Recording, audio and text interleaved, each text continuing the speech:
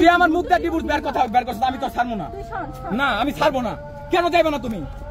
তুমি কেন সিনক্রেট করতেছো? তোমার উদ্দেশ্য কি ছিল? না উদ্দেশ্য কি ছিল আমার বিয়ে করার?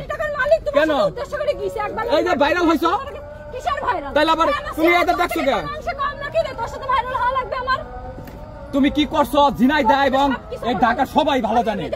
আমার যতটুকু কনফিডেন্স, আমি গেছি তো আমি তো জানি বাচ্চা কাচ্চা নেবে না, পেটে ব্যথা কবিরাজি করে, আর ওরা অনেক লোভী, যেই বিয়ে করবো তার জন্য 20-25 লাখ টাকা থাকে। আসসালামু আলাইকুম দর্শক শ্রোতা, আমি আপনাদেরকে সালাম দিয়েছি। আমি আলম হাসান এবং মুক্তাকে সালাম দেইনি। বেয়াদবের একটা লিমিট আছে, বেয়াদবির একটা লিমিট আছে, নির্লজ্জতার একটা লিমিট আছে। এরা লজ্জা ছাড়িয়ে গেছে, নির্লজ্জতা ছাড়িয়ে গেছে। এরা বেয়াদবের শীর্ষ পর্যায়ে উপরে উঠে গেছে এবং এরা হচ্ছে যে নোংরামির এবং নষ্টামির শীর্ষ পর্যায়ে উঠে গেছে। আজকে এইভাবেই হচ্ছে যে পতিত হয়েছে। হ্যাঁ, এক সপ্তাহ পর্যন্ত সংসার টিকাইতে পারে নাই। আমরা ভাবছিলাম 5-6 মাস পর্যন্ত হয়তোবা সংসারটা দীর্ঘস্থায়ী হবে, তারপর হয়তোবা কিছু একটা হবে। কিন্তু আজকে কক্সবাজার ট্যুরে গিয়ে কক্সবাজার হোটেলের মধ্যে মনে হয় সেখানে মুক্তাকে হোটেল মালিকরা বা হোটেল বয়রা বিভিন্নভাবে সিনে টিনে ফেলছে। আলম হাসান তো এগুলো দেখে ক্ষিপ্ত হয়েছে, হোটেলের মধ্যে ঝামেলা টামেলা হয়েছে। তারপর থেকে একজন আরেকজনের বিরুদ্ধে প্রপাগান্ডা এখন ছড়ানো শুরু করে দিছে। মুক্তার ভিডিও আপনারা ইতিমধ্যে আমাদের চ্যানেলে আপনারা দেখে নিয়েছেন। আমরা বলেছিলাম যে এই সংসার টিকবে না, অবশেষে সেটাই প্রতিফলন হয়েছে। আমরা ভবিষ্যৎবাণী করেছিলাম যে এই সংসার বেশি দিন দীর্ঘস্থায়ী হবে না, কিন্তু এত তাড়াতাড়ি পতিত হবে সেটা আমরা ভাবতেও পারি নাই। এরা এতটাই নির্লজ্জ, এরা এতটাই বেহায়া যে আলম হাসান দেখবেন যে কয়দিন পরে আরো একটা বিয়ে করার জন্য সে উদ্বুদ্ধ হবে এবং আরো একটা বিয়ে করবে। আমি আপনাদেরকে বলে দিলাম, আপনারা লিখে রাখেন যে এই মুখটাকে নিয়ে, এত সুন্দর একটা মেয়েকে নিয়ে এখন বলতেছে কি যে তার বউ নাকি পতিতাকে নিয়ে কি সংসার করা যায়? এখন কেন ভাই এটা বলতেছো? শর্মিলাকে যখন বিদায় করছো তখন সেটা মনে ছিল না? ভদ্র একটা মেয়ে, ভালো একটা মেয়ে, এত গুণী সংসারী একটা মেয়েকে নিয়ে তুমি সংসার করতে পারো নাই, তুমি পতিতাকে নিয়ে সংসার করবা? এটাই তোমার ভাগ্যে ছিল, এটাই তার আজকে তার প্রতিফলন হয়েছে। দর্শক, এই বিষয়ে আমরা ছোট একটা ভিডিও ক্লিপ আপনাদেরকে শুরুতে দেখিয়েছি। এখন বাকি অংশটুকু দেখাবো, ধৈর্য সহকারে দেখতে থাকুন, তারপর ভিডিও শেষে কথা বলবো ইনশাআল্লাহ। চ্যানেলে নতুন হলে সাবস্ক্রাইব করুন। তুই আমার মুখ দিয়ে ডিভোর্স বের করছিস, আমি তো ছাড়বো না। না আমি ছাড়বো না। কেন যাইবে না তুমি? তুমি কেন সিনক্রেট করতেছো? তোমার উদ্দেশ্য কি ছিল? না উদ্দেশ্য কি ছিল আমার বিয়ে করার? কেন এই যে ভাইরাল হইছো? তাহলে আবার তুমি এটা দেখছো কেন? তুমি কি করছো? ঝিনাই দেয় এবং এই ঢাকা সবাই ভালো জানে। হ্যাঁ, তুমি তোমার ফুল ফ্যামিলির টাকা যা কিছু সবকিছু দাও। ভাই ও কি আমার সাথে সংসার করার জন্য কথা বলতেছে? রিয়াজ ভাই, আমি কি বলবো ভাই বলেন তো ভাই? আমি এর থেকে আমার নেওয়ার কোনো উপায় আছে? একটু সমাধানে যান, একটু সমাধানে যান। আপু সমাধান কিছুই না। আমি দেশে কেন মিথ্যা কথা বললো? আমার তো রাগেই জায়গায়, আমি কেন যাবো না? আমার স্বামীর সাথে কেন মিথ্যা কথা বললো?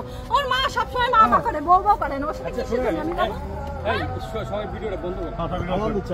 হিরো আলম আসলে প্রকাশ্যে লুচ্ছমি করে, আর ওই যে আলম হাসান হাইটলি লুচ্ছমি করে। দুটোই সেম ক্যাটাগরি, বুঝেছেন? দুটোই মাগিখোর, একটা উপনে আর একটা গোপনে। তাছাড়া একে দুইজনের কোনো পার্থক্য নেই।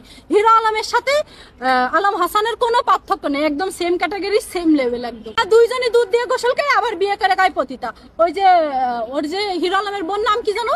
রিয়ামণি পতিতার। হিরো আলম ভালো। হিরো আলমের যদি ভালো হইতো, হেসে বেসে চারিপাশে নিয়ে 10-12টা মেয়ে এনে ভিডিও করে। আলম হাসান যদি ভালো হইতো তাহলে শর্মিলার ডিভোর্সের পর দেশের হেসে বেসে নিয়ে কেন ভিডিও করলো? ও যদি ভালোই হইতো হেসে বেসে নিয়ে কেন ভিডিও করলো আমাকে বলেন? হ্যাঁ, ও তো ভিডিওতে কন্ট্রোভার্সিতে থাকতে চায়, ও শর্মিলা জ্বালাতে চায়। শর্মিলার কাইন্ডে গিয়েছে, শর্মিলার ভালো জায়গা বিয়ে হবে। শর্মিলা একটা ভালো মেয়ে।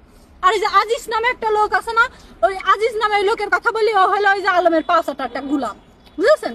না হলে একটা মেয়ে হয়ে আর একটা মেয়ে সম্পর্কে এত বাজে কথা বলতে পারে না। শর্মিলা বাজে মেয়ে না, শর্মিলা ভালো।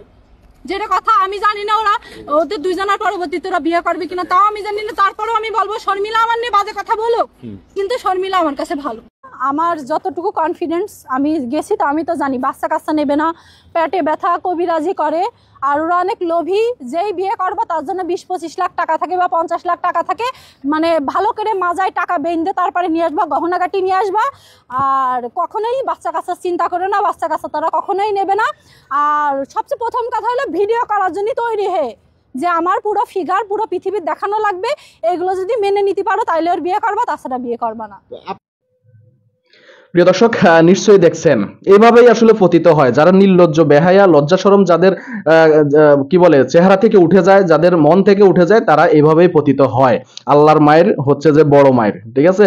আল্লাহ কখনো ছাড় দেন না, আল্লাহ ছেড়ে দেন, কখনো ছাড় দেন না। তোমরা যে অপকর্মগুলো করছো, যে তোমাদের যে অতীত জীবনের ক্রিয়াকলাপ, সেগুলোর ভোগান্তি তোমাদেরকে ভুগতেই হবে। বিয়ের পরেই বউকে নিয়ে ক্যামেরার সামনে নিয়ে আসো, বউকে নিয়ে ব্যবসা শুরু করে দাও, বিয়ের দিন থেকে, বাসর রাত থেকেই বউকে নিয়ে নানা আমোদ ফুর্তি করো, স্ক্রিপ্টেড ভিডিও তৈরি করো। আমরা এগুলো বুঝি না, তোমাদের যে সাজানো নাটক, তুমি যে চুক্তিতে বিয়ে করছো 15 লাখ টাকা আলম হাসান মুক্তাকে, এটা আমরা ভালো করে জানি, এটা আমরা ভালো করে উপলব্ধি করতে পারছি। আজকে তোমার এই সংসারটাও টিকলো না। তোমার বউ তোমাকে বলছে যে কাফনের কাপড় পরে তোমার বাড়ি থেকে বের হবে, সাদা কাপড়ে বের হবে, লাল কাপড়ে আসছে। আজকে কোথায় এত বড় বড় কথা? হ্যাঁ, এত বড় বড় বড় কথা কোথায়? মুক্তা একটা মেয়ে হয়ে আরেকটা মেয়ে শর্মিলার বিরুদ্ধে প্রপাগান্ডা ছড়াইছে, শর্মিলার বিরুদ্ধে অপবাদ দিছে।